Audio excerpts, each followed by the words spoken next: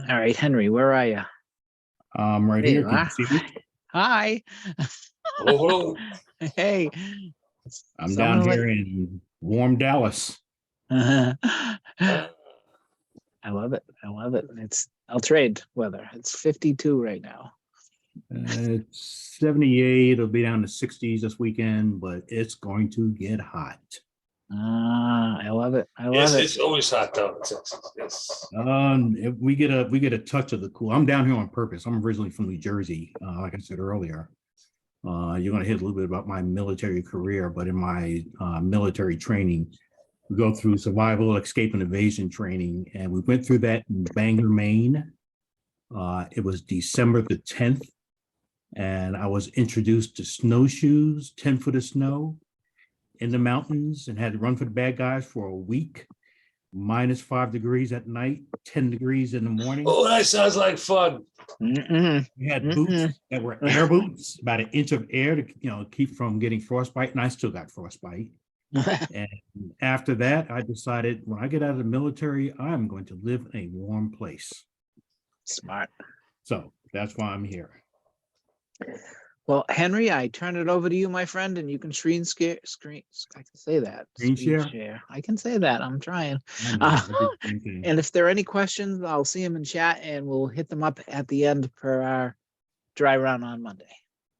Okay, so I'm going to stop sharing my video. I was on a conference a little while ago, and I'm not sure whether it's my system or the other system. It was a little shaky, but I will share my screen. And Awesome. what you guys should see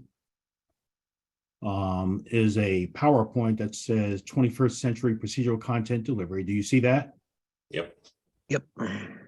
Okay. And what I'm going to do is put it in presentation mode. Ken, like you said, I sent this up to you, so you guys have access to this. Yeah, I did send the link. So people, if they want to see it as you're looking at it, maybe their connection's not as good or whatever, they want to see it a little bigger, you want to click on the links, go to the link in chat, click that, and then click on Henry's PDF. You see the link right on that page. Exactly, that's what it is. It's PDF. So I'll give you an idea. If you're going to look at that document, you see this little home button down here on the right hand side. Again, we do documentation for operational. I'm going to talk about this later, but when you click on this, it takes you to the table of contents, and then you can navigate through. And again, we'll talk about this later. But just in case you have that in your hands right now, you know what to do with it. So my name is Henry Draughon, and I've been asked to make this presentation. I've been around for a while, former military, U.S. Naval Radar Intercept Officer, F-4 Phantoms, Air Traffic Control Officer. And I tell people that the Navy did a very good job in brainwashing me into thinking checklists and process. And so everything I do, including golf, is a checklist and a process. And my friends ask me why I do that. And I say, it keeps me taking those dollar bills out of your hands. So after the military, I went to IBM, self-employed after that for a while. And I want to say about, 2009, a former IBMer, very good friend of mine, approached me, and he'd left IBM and he started a business where he was using websites to deliver processes for project management. And when he showed it to me, I immediately flashed back to military aviation days. And I'll tell you more about that in a minute. He and I spoke and I said, look, this goes way beyond project management. This is process management.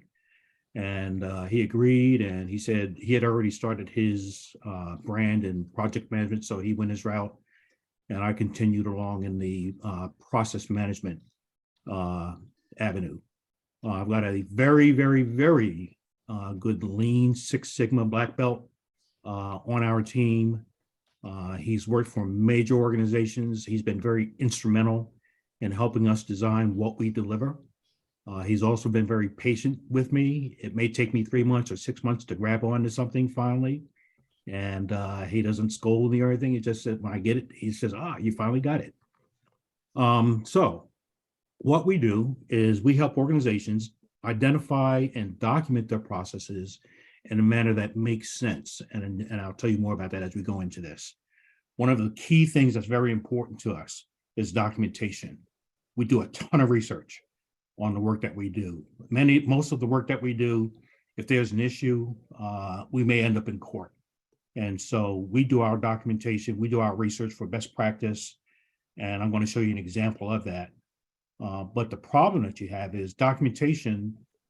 People writing documentation are still writing, let's just say with the old, cover page, maybe a table of contents, write, have one person look at it, not a professional editor. And so a lot of the digital documentation that we see, it really doesn't apply to what readers that we're talking to you guys right now. And being military, process accountability is a huge deal. I've been in many projects where accountability has been overlooked, sometimes purposely, and those projects don't go along because there's no one accountable. And so we've got a model that I'll show you that was actually created, combination of process management and supply chain. And so you guys will probably recognize that. So the entertaining part, let me take you here. So I say that checklist and process is very important. It took 2 years for the Navy to train me from boot camp for me was in Florida, Pensacola, Florida. That's where aviation goes for Navy. And it took 2 years of training from that date until I joined the squadron, just to get into the real world. From that minute on, drill instructors, trainers, everything we do is structured. So again, I think process. Now, here's a story around what you're seeing right now. On the left-hand side, you see what's called an ejection seat.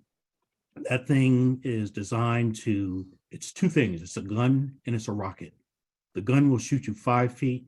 The rocket will shoot you 250 feet. Within a second and a half from the time you pull the handle, either the one that you see on top or on the right-hand side, that yellow and black thing, from a second and a half from the time you pull that, it's going to shoot you 200 feet, kick you out, put you in your parachute. Okay? It's not a toy. On the right-hand side, you see a shot of the aircraft that we flew. And there's 2 cockpits. There's the pilot in the front, there's the radar intercept officer in the back. The canopies are open.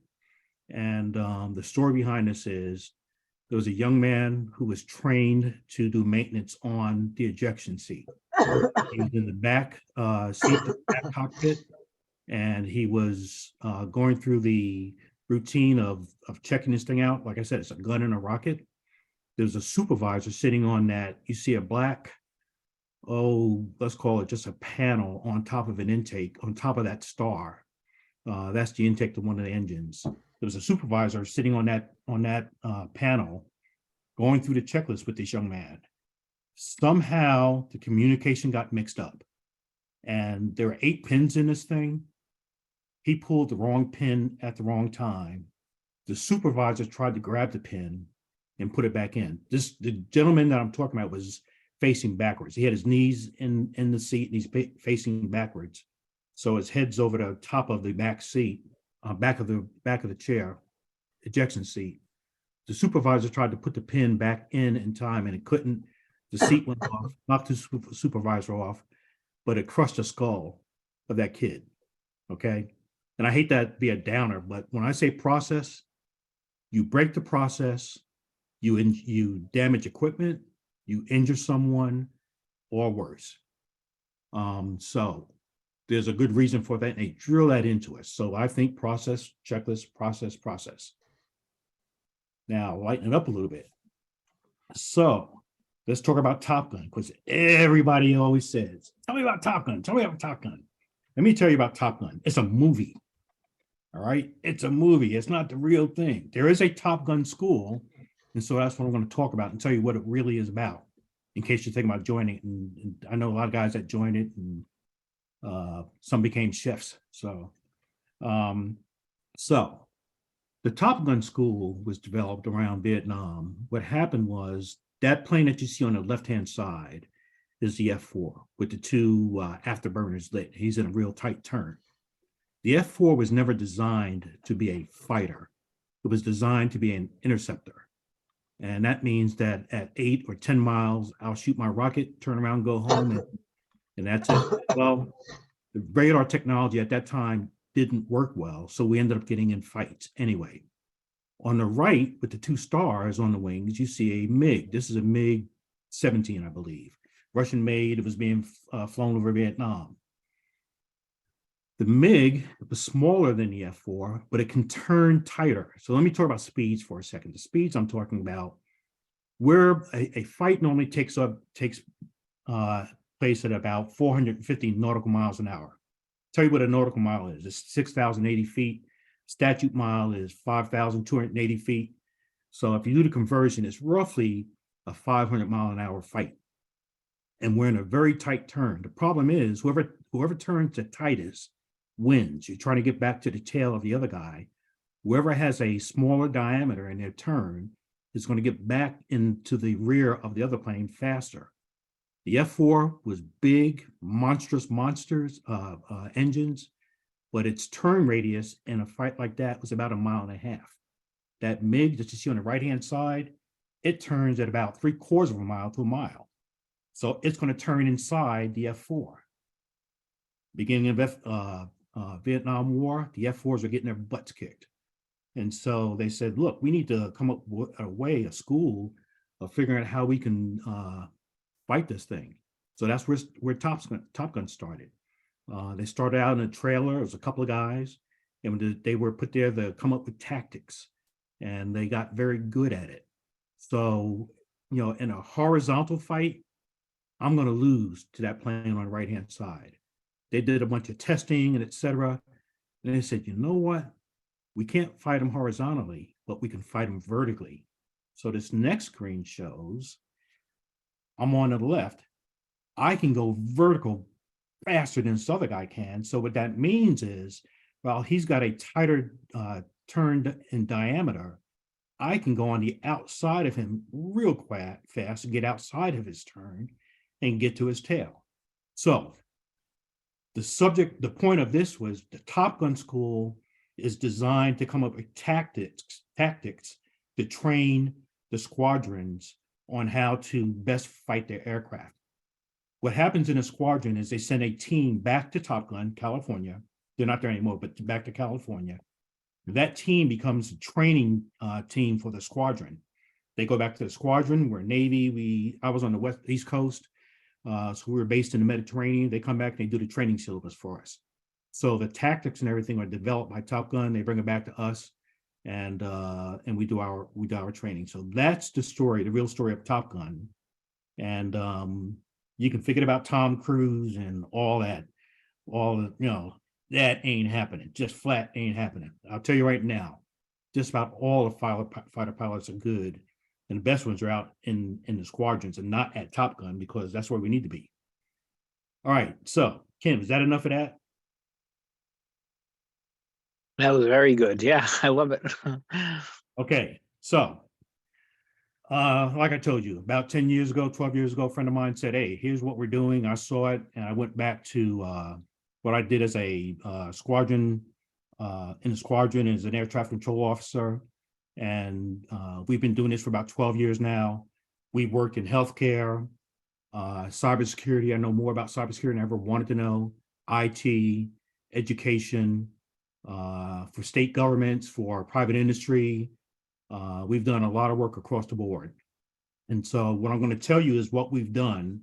I don't want it to sound like a sales presentation. If you hear me say I and whatnot, this is not a sales presentation. I'm just saying, here's what we've done, and here's what we've been successful with.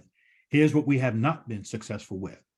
So, process improvement projects, our goal is to take the confusion out of complex processes. What hasn't worked? Projects without executive sponsorship. When I say executive sponsorship, I'm saying budget level, budget ownership. Those projects for us have been temporary, anywhere from 3 months. It may even go a year, but because the executives don't have that project or process mindset, they typically die off. Some of the things that we've seen, not a process mindset. They work ad hoc, reactive, shoot from the hip. That's the way some people think. All right. It's just be hard to go against that. We come into a project. One of the first projects we did was for a large school district. And I was working for the number 2 person, the associate superintendent. She brought her team in, and one of her team members, a director, said, "This is going to make us more accountable." And she had this smile on her face. She said, "Yes, it is." He did not like that at all. Okay. We're going to talk about accountability, how we visualize it and measure it in a little bit. If you don't have budget, that's going to happen. And this is not a silver bullet. I mean, if they think it's a silver bullet, it's not going to work. It's continuous improvement. So, in our project, what have we seen? Not effectively managing process opposed team members. You have to understand your team. What do they think about process management? Who's used to shooting from the hip? Who likes chaos? Identify those guys. Problems not identified. No ROI in sight. That ROI doesn't have to be financial, by the way. It depends on the organization. Like I said, we work with state organizations where the ROI is not in dollars. One of the projects we worked on was for GIS, Geographical Information Systems. They do address data, public safety address data. Okay, they do the mapping, and they provide services for a large area. The ROI to them was getting more of their time back. They were looking at a lot of documents, doing a lot of training, and just a lot of waste in time. Their purpose is to train first responders on how to respond and get them there to the right place, make sure the maps are correct. You'd be surprised at how many addresses are incorrect. And so imagine a 40-acre ranch, and that ranch on a map is a polygon. There are a couple of lines on that polygon that are roads that lead up to a point, which is a residence, and it's incorrect. The person at that residence has called 911 and they can't find the road to get to them. And again, I've never heard it before until I got into this organization. There's actually it's on the internet, and I've not listened to it, but there's a young lady who ran off the road into a lake. Her mobile phone had connected with a site antenna that was not in her location. They couldn't find her at time, and the entire voice that you hear her going through is on that. They just couldn't get her in time because of the mapping.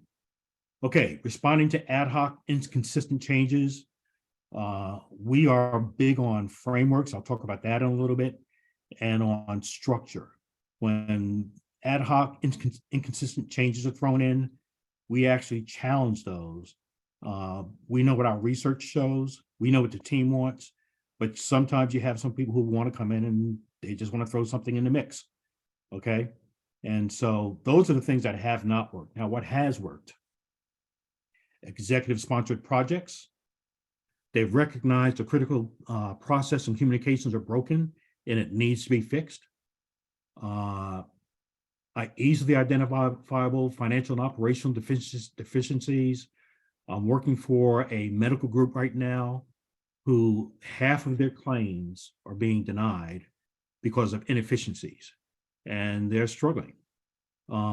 Executive is process oriented. They might not know how to do the process, but they recognize the importance of step by step getting everybody on the same page, and a desire to improve accountability. I'll let you read the rest of this stuff here. I'll get more into the next page. So here's what we're seeing. I'll date myself a little bit. I went through IT training before the PC came out. And before the PC came out, we used to use, I don't know if you remember those punch cards, and so we had to document our process before we touched the keyboard. PC came out, now everybody's a programmer. The guy that was selling shoes last year picked up a book and said, "Oh, in 3 months, I'm a programmer and I can do this." All right. So now what we're seeing is tons of bad code, broken processes, et cetera, being audited. You automate a broken process, you get bad results faster. I'm not saying everybody's like that, but these are the environments that we walk in. Documentation is like a wall of text. The author of it may have had some writing training, college grad, but they're not realizing that today, people don't have time to read those huge walls of text, or files are just lost somewhere on the infrastructure, policies, procedures. They out there, they're outdated. They might not be there. So we walk into those environments. They've had consultants come in. When the consultant left, they took a lot of information with them. The company invested in it, but they didn't capture it. So these are the types of environments we walk in, and our goal is to, like it says up here, eliminate confusion from complex processes. They are complex, but if they're disconnected, it's even more complex. If they're in silos, it's more confusion, lack of communication between departments or between organizations. We go after that. Now, I said integrate best practices in the processes, and I'm going to talk about a project that we work on in cybersecurity. We do our research and we go after the best practices for whatever environment that we're working in. We look for the frameworks, and when we do the processes, we make sure the processes are aligned with the framework. So what you're seeing right now, this is the subject of the process that I'm going to show you. And I'm going to show you the documentation, everything that we have placed into what we call a process resource center. So this is NIST, the National Institute of Standards and Technology, part of U.S. Department of Commerce, Special Publication 861 Revision 2. We pound that into our processes. It's an industry recognized, widely adopted best practice for cybersecurity incident response. What you see on the bottom over here is preparation, detection and analysis, containment, eradication, recovery, post-incident activity. This model is widely adopted. This is how we use it. This is called a process resource center. It's a website. Again, I'm not trying to push our technology. It's a website. If you know WordPress, you can do this. So I'm not trying to push this, but what I am saying is what we've created is this website. You could call it a super SOP on steroids. Let me go back up to this presentation up again. These four colors, these four categories are what's in here. 1.0, preparation. 2.0, monitor, detection, and analysis. 3.0, containment, eradication, recovery. 4.0, post-incident activity. Now, what I'm going to do is I'm actually going to show you this. Let me stop share for a second. Let's say new share. And let's see if this works. Usually you can just bring it over from your other monitor and it should overlap this. I'm not sure, but give it a try. All right, so what I want to do is I want to escape this here. What do you see now? The web page. All right, PDS. good. Yeah. How about that? Almost like Yeah. I know what I'm doing. So this is the Process Resource Center. Okay, like I said, it's a website. You see the four categories. This model and all the contents under here are from that document and the supporting documents. For a cybersecurity incident, we're doing one for an organization. I would say the total documentation that we're using for this organization, 1,100 people, the combination of all the documents that we're referencing is well over 1,000 pages. Okay, now who's going to look through all that stuff? So this is the Process Resource Center. Let's go here. Preparation. Create the CSIRT team roles and responsibilities. I'll click on this and it opens up a document right there. Now, this document was designed after a project that we did for that group that I told you, the GIS group. And they said, Henry, we've got too many documents that we have to read, and we need a faster way of getting to these documents and navigating through these documents. So this is called this CSIRT charter or the Computer Security Incident Response Charter. What you see on this cover page is a hyperlink table of contents. We did not invent this. We did research and found companies that are doing this. This hyperlink table of contents takes us into the document. So we'll go to the introduction. Now, on every page in this document, you see a hyperlink table of contents. So now we can go through the document and not waste a lot of time scrolling through the document to find the information that we need. So that's one thing that we do is we say, let's look at documentation, improve the navigation, tell the organization what they're going to get when they first get into the document, stop wasting time scrolling through and looking for information. For that GIS group, I'll tell you what the ROI was for those guys. It's an 8-person group.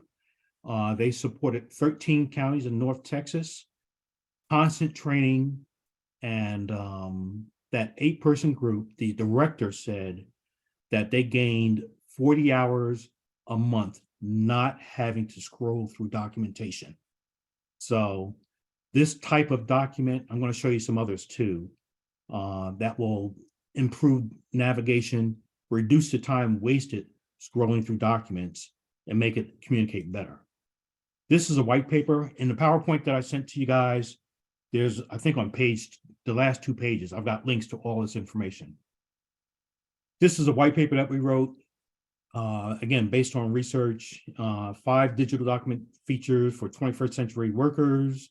8 seconds is all you get. Based on research, the research that we saw, 8 seconds means that the attention span is less than that of a goldfish. Okay. Now let's talk about what that means though. 8 seconds is a long time. If you count 8 seconds yourself, it really is a long time. The person that's reading this within that 8 seconds says, do I understand it? Is this relevant to me? What do I need to do? Okay. And they want to get to what's relative to them quickly. The rest of this paper talks about everything I just talked about, except it takes longer to talk about it. Over here, you see tap desired content. Again, 8 seconds, 5 digital features, linked table of contents, hyperlink table of contents on every page, including the cover page, table of contents button on each page. These are all things that will improve navigation. Over here, you see 4 examples of digital documents designed for 21st century workers. I'm not going to click on these because they'll go to the sites, but here's Dassault, here's NextGen, Rock Content, Hours, process delivery systems, and Contact. So if you open up this paper, you can click on these and it'll show you how they've done their documentation. Okay, so let's come back out of this. And so that's document, that was the Process Resource Center, the Incident Response Charter. And the rest of these are all linked to threat compliance library, malware related skills. There's tons of things that need to be done for an incident response plan. Okay, so this is documentation, but our goal is to make sure that the information, that the processes are understandable. I know you guys have seen swim lane processes before. Swim lanes are where you have these horizontal rows and you got the icons for process design, and it goes from one row to the next row to the next row. That's fine for the process expert. That's fine for the technical person. We're designing for the operator who doesn't have time to understand that. They have no desire to understand that. We do use swim lane diagrams, but then we break them apart into the individual segments like you see here. And what this is showing is the first step for the incident response. We use a very simple symbol set.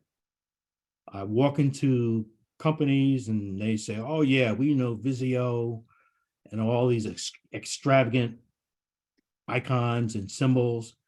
Well, who are you designing for?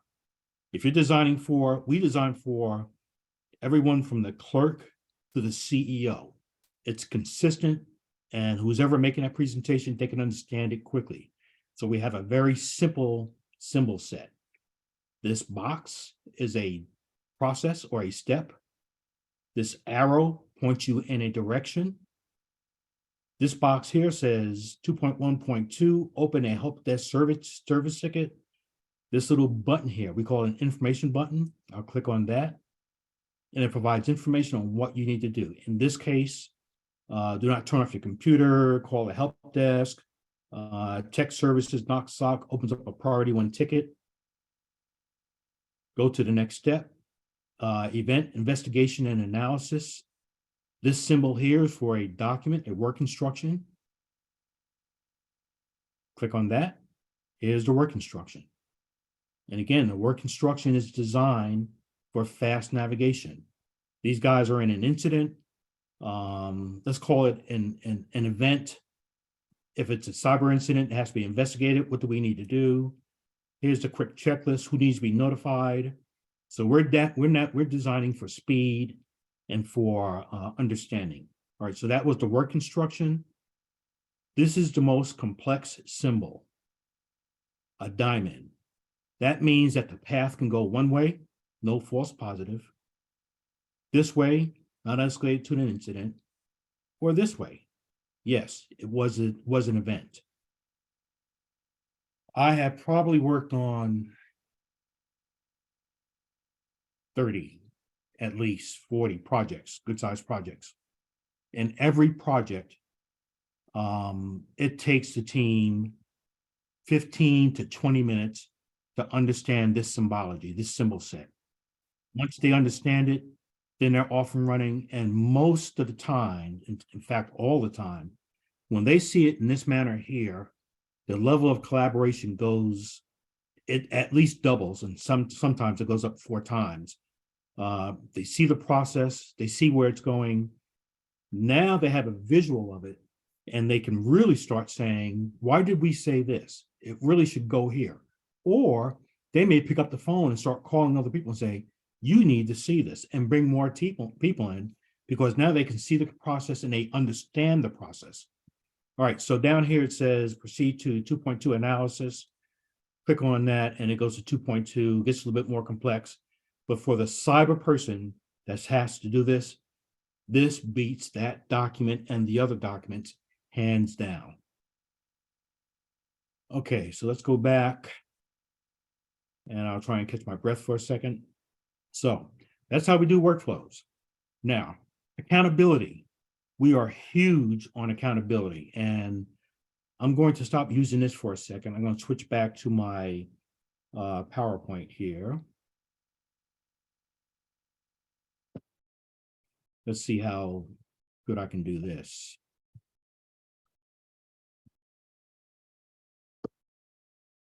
Share my screen. Let's go back to the PowerPoint and share. Did it work? Yep. Perfect. Great. I'm getting good at this. You may want to hit the, there you go. Perfect. This, yeah. Yeah. Okay. All right. So accountability. Let's go to give a content.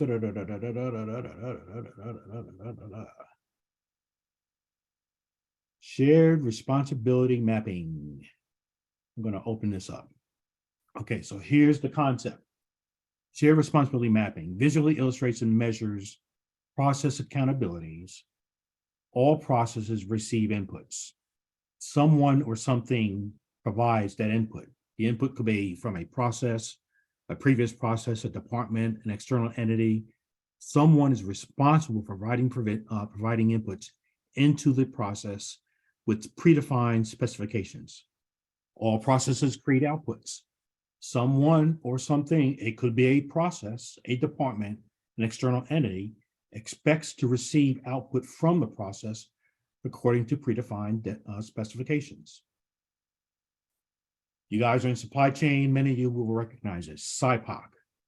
Suppliers provide input into processes which create outputs for customers.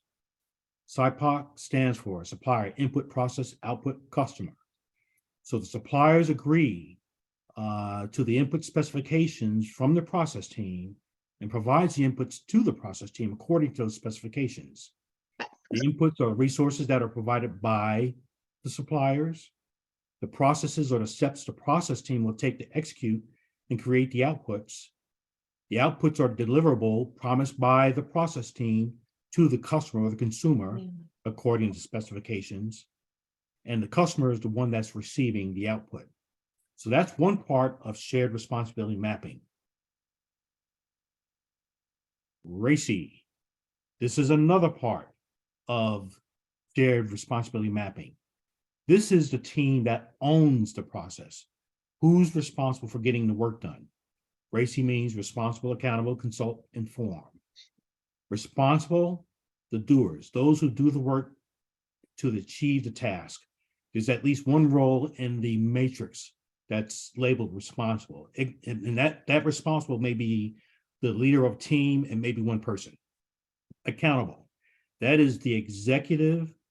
The buck stops here. The executive that is ultimately answerable for the thoroughness and completeness of the task and owns the budget.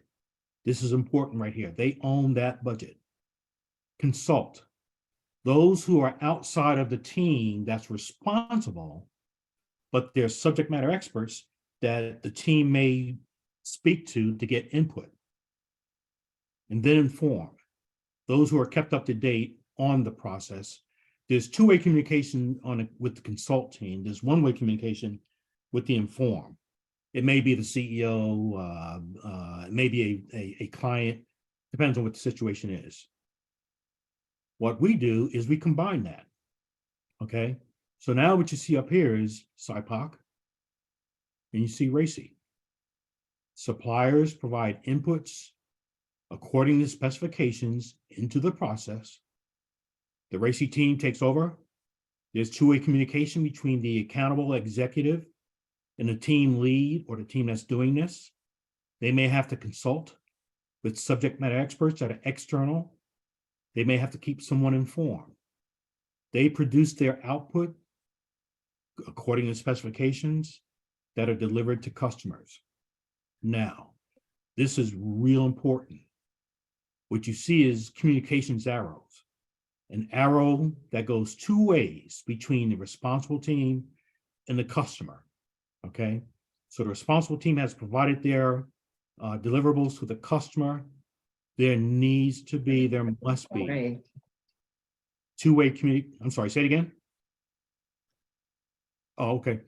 Well, two-way communication between the customer and the responsible team so that they know if and how they're meeting the customer needs and how well they're doing that.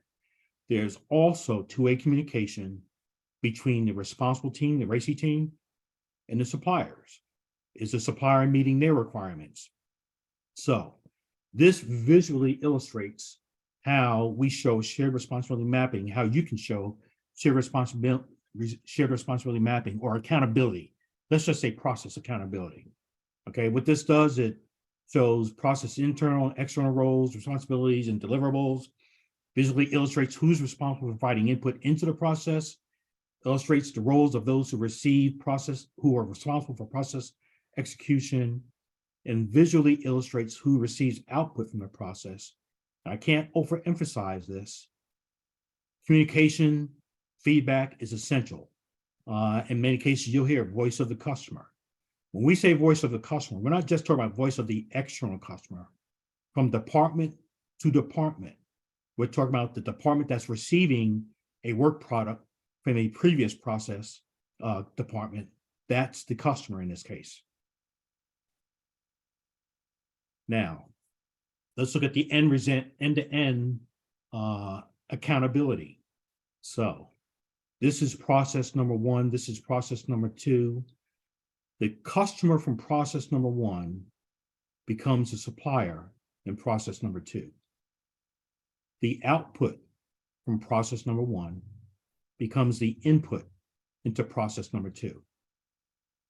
Unexpected variation, unplanned variation, poor work product in process one is going to have an impact on process two. So let's say Jim owns process number one and I'm Henry, I own process number 2. Jim has promised to get the deliverable to me by Friday, and it's going to cost me $5. I, in turn, have promised my customer I will have it to them by next Friday, and it will cost them $10. Everybody's in agreement. Friday comes. I don't see anything from Jim. He calls me. He says, Henry, sorry to tell you, but can't get it to you until Monday or Tuesday. And instead of $5, it's going to cost you $10. He has now put pressure on me and my customer. And so we need to have a conversation. But the bottom line is what I'm showing here is how subsequent processes are impacted by previous processes. And again, how unmanaged, unexpected variation has a downstream effect. So just think of this if you've got, and again, this is, and I know that you know this too, there may be 20 processes that are linked to this, and this impact in this process can impact those 20 processes. All right, so how do we do this? In theory, what I showed you what the concept is, but how do we do this? I used a spreadsheet for this to create this table, but you can do this in a spreadsheet. You can use Microsoft Word tables, any table program. And what I'm showing is here is 2.2 analysis, supplier and inputs. I put a line for each one that's providing inputs. So the individual department team, they provide input required for the process. And over here, what are the specifications? Timeliness, accuracy, precision, volume. What are the specifications that you're expecting from those inputs? Same thing with deliverable. What is the customer expecting? What are the outputs from the process that are going to the customer? What are the specifications for that? And then over here, we have the RACI team. Now, this is for designing shared responsibility mapping. And I know many of you guys are probably using the RACI matrix. We used to use the RACI matrix. And so remember, our audience is the operations people, okay? They don't know what RACI is. They don't know what the RACI matrix is. Every time we showed them the RACI matrix, their eyes would just roll in the back of their head. So that's why we started doing the model that you saw there. So how do you illustrate this model to the users so that you can get your input? This is how we illustrate the model, okay? This was done in Visio. You can do this in Microsoft Word or not. Yeah, but you could do it in Word. It'd be kind of tough, but you can do it in Word or PowerPoint, any graphics tool. But the goal of this basically is to show the suppliers, who are the suppliers? They provide the inputs. What are the specifications? The specifications go into this gold area. Then we get down to the RACI team, who's responsible, who's accountable, who's informed, who needs to be consulted. What are the outputs? Who's the consumer, the customer, and what is the feedback requirements? So this is what we use when we're designing this, and this is what we distribute to the team. And we fill this out. Actually, what I do if I'm face-to-face, I have the team fill it out. But in this work from home mode now, we actually fill this out and send it to them. So this is a model that you can use, and this is how you can illustrate responsibility matrix. Now, how do we use it? I'm going to stop share again and then switch share. Let's see if I can do it again and do it well. Now what I want to do, I stopped share and I want to go to here and I will do share. Let me know when you see my screen. Not yet. There you go. You see it? Yep. Okay. So I did that little diversion because I wanted to talk about supplier input, primary deliverable consumers, metrics, responsible, accountable, consult, inform. So here's how we place it into practice. Suppliers and inputs. For this specific process, suppliers are, let's talk about the process again, so I remind you what the process is. This is monitor and detection for a cybersecurity incident response. the user or the IT staff or the network operating center or security operating center or the security monitoring tools, event logging tools, external partners, victims, they are responsible for providing input, suspicious network activity, report or complaint of personal information compromised, and what are the requirements? There's continuous monitoring on a timely basis, users adequately trained to recognize suspicious events, automated tools, updated tools. Those are the inputs and the requirements. The outputs from this process are false positive, ticket closed, a non-cyber event. It may be that a server crashed, but that's not cyber. That's IT, but it's not cyber. So we're just talking about cyber. Or the event is declared as an incident and possible a data breach. The consumers, the person that reported the activity, the chief information officer, executive leadership, events logged and tracked from inception to disposition, etc. Let's go up here. One more thing, metrics. Okay, time from initial entry to detection. That is critical for cybersecurity. The longer you don't report it, the more time that bad software has to penetrate and do more bad stuff on your system. Mean time from detection to event, dwell time, how long has it been in your system? What is the lateral movement? Okay, so I'll close that. So that's how we put it into practice. And actually here for metrics, what we do here is we actually link to the tools that do this, that will do this. And so we'll link to the tool and we go to the tool and we're looking at time of entry or dwell time or whatever. But there are tools out there. But again, what we want to do is convey the process to the owners so that they understand it. Now, let me show you one more thing over here, shared responsibility map. For this specific process, 2.1, monitor detection. The people that you saw in those pull downs, here they are, suppliers, here are the inputs. Here's the team that owns it, here are the outputs, here are the customers. I can't tell you, this sounds basic probably, but for users, when they see this information, they sit up and they love it because now we're saying it to them in a manner that makes sense to them.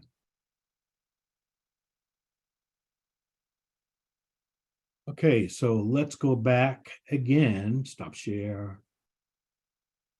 And I'm going to share one more time, go over to my screen here. And let's see where we're at. You see my screen yet? Yes. Okay. All right, so we talked about that and oh, yeah, there's a lot of things we can do. Put it in a website. This is a reference, this is an information center. And we can create huge libraries of information. They don't have to go looking for it. It's right here. Let's go back up here again.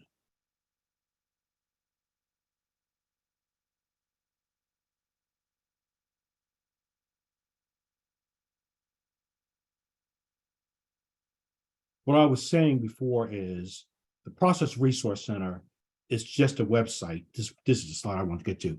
It's just a website, but the power is the information is centralized.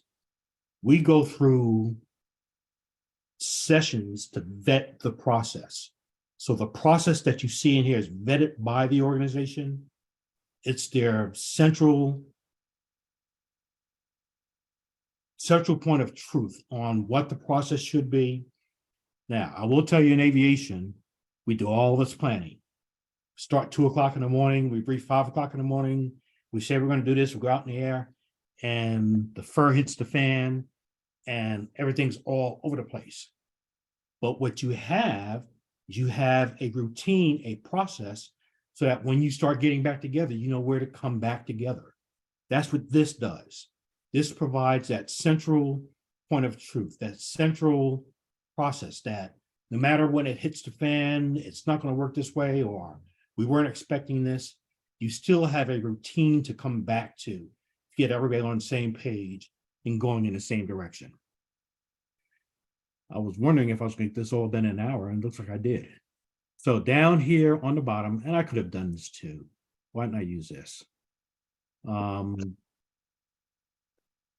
Last page, or the last 2 pages, I've put in here links so that if you're interested in cybersecurity, you can download this document. If you don't know how to use table of contents, automatic table of contents, manual table of contents, we are big on Microsoft videos. They've got a ton of videos. Each video may be, the longest video I've seen has been just under 5 minutes. So we actually train our customers and provide documentation so they go out and use the videos. I've got a test drive to our cybersecurity incident response plan that you guys can go play with. Oh, I should have thought about that. I'm going to take you out here and show this to you. I showed you a lot of documentation. If you click on that link, it's going to take you here. That page tells you what to look for. But this is what else we do. And when I say we do, you can do it. It's not a sales presentation. You don't need us. All right. Video. We put video in here. I'm going to click this. I'm not going to play the entire thing. Hello, I'm Henry Draughon, and I will be your host for this overview. When they see video, We are all aware of the ever-increasing number and type. when they see video and they hear your voice and you're also a presenter, that gives you another level of credibility, and it also heightens the level of interest that they have in the presentation. So when we do our sites, I've got one coming up next week where this introduction to the cybersecurity incident response plan, the voiceover, the PowerPoint we created, the senior lead for incident for the cybersecurity team edited it. Next week, we're going to do a session. It's probably going to take 10 to 12 minutes to create a 3 or 4 minute video. And that video is going to be the first thing that you see when you open up the Process Resource Center for their organization. She's going to do the introduction to the team, and then she's going to turn around and click on this link on her Process Resource Center. And I guarantee you the team's going to sit and listen to her. So, Ken, I think that's all I have. That was awesome. That was awesome. Well, so thank you so much. I really like the parts with the where you concentrated heavily on metrics. You really can't rate anything without a metric, right? It's got to be totally measurable. You can't have accountability without a metric. And I like how you stressed on the accountability. My boss used to say always, why isn't this person accountable? And why isn't that person accountable? With the way your system is described, you would actually have the accountability in a nice setup, a nice system. So it was really good. I thought it was excellent. Now, are there any questions? Quickly look at chat, see if there were any in there. Let's see. JG. So JG had spaghetti code. It's called No Logic to It. I don't know if JG has anything you want to add to that, and then jump in. Yes, I'd like to ask not about the spaghetti code. That I was just defining what Mr. Hank was talking about. But Henry, it was excellent, and I have a question. Yes. Have you, if you don't mind, can I call it the PDM process itself, or the whole ball of wax of what you're doing? Have you We ever just thought call of it Process Resource Center. Okay. Have you ever thought of putting it into an app, or even better, an AI bot? Yes, we have. So here's the, again, think of this as an SOP. And what we find is organizations are unique in the way they think. What I showed you here, that model is used worldwide. But when you start getting into the details of it, there's just different interpretations.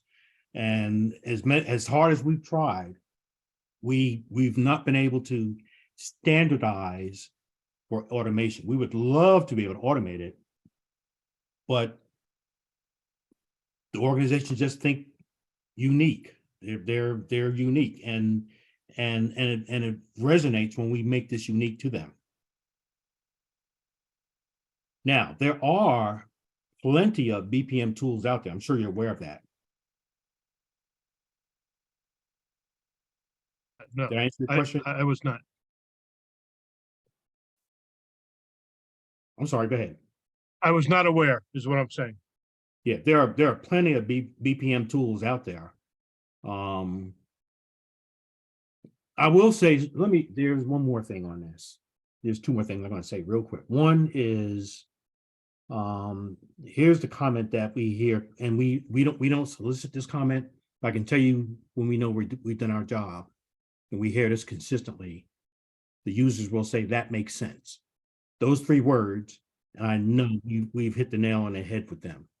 That makes sense. And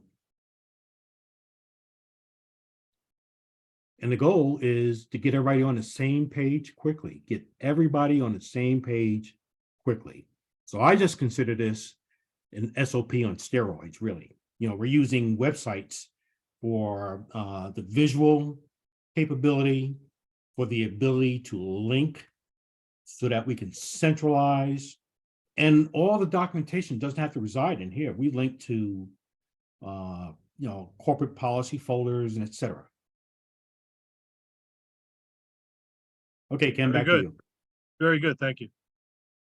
Excellent, You. excellent. Any other questions from the crew? I will say several of us are going to stay on. I will hit stop recording. So in case there's anyone here who's shy,